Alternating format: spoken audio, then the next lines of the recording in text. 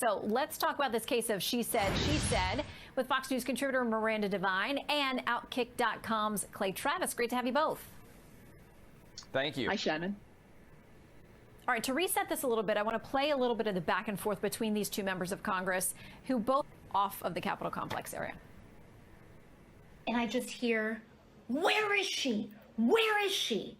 And this was the moment where I thought everything was over.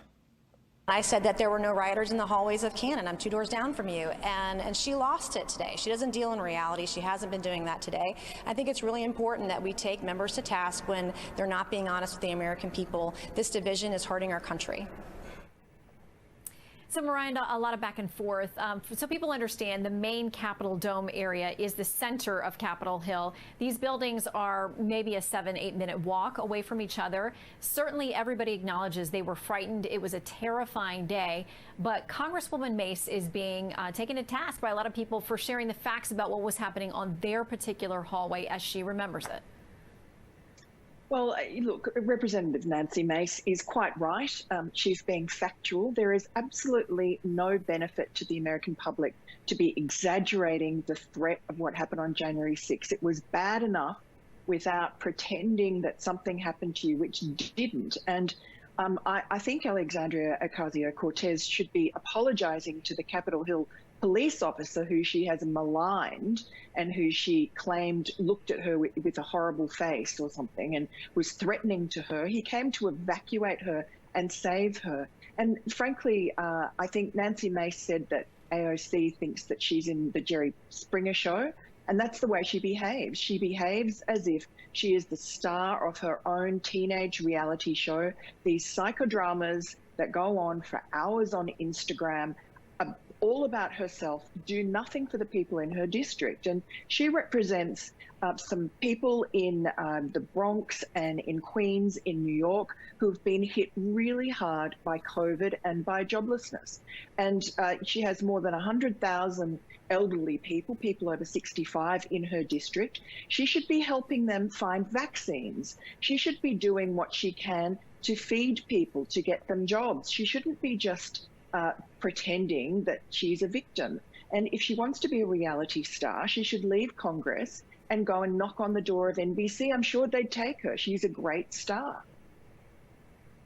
Well, she has been out there and she has been in the forefront, and sometimes the party wants to embrace her and other times they say she's not running the show and she's not the star of the show, but she certainly is on social media. She's got a very devoted following. I want to play something that House Speaker Nancy Pelosi said today about what's going on, a threat from within. Here's what she said. We have the threat from within, as you are all well aware.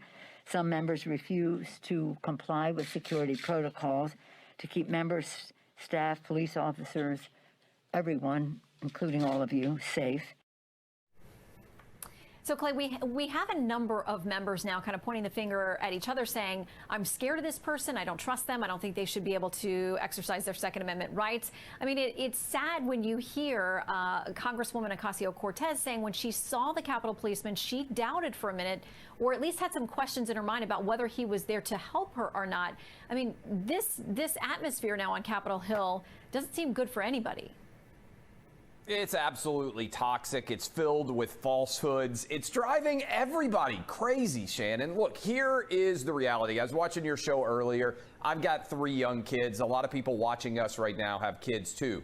Open all the schools. That's the entire focus. That's what everyone in Congress should be talking about right now. Because you know what? Instead of worrying about a stimulus bill, the best possible stimulus we could have in the United States of America is every parent being able to send their kids back to in-person school so they can go back to work, so they can start to return to normalcy. And the party of science, which has spent so much time, they tried to run, that was their entire electoral campaign. The CDC's coming out and saying it. I see it as being connected to what AOC is saying. People want their own versions of the truth when there is only one truth. AOC wasn't in danger. She was trying to be protected. You said it yourself. These House office buildings are a long way away from where those people who violated the law should be prosecuted, but she wasn't in danger. She's trying to make herself a victim. The real victims here are kids who aren't in school, and our politicians are mostly ignoring them. It's driving me crazy.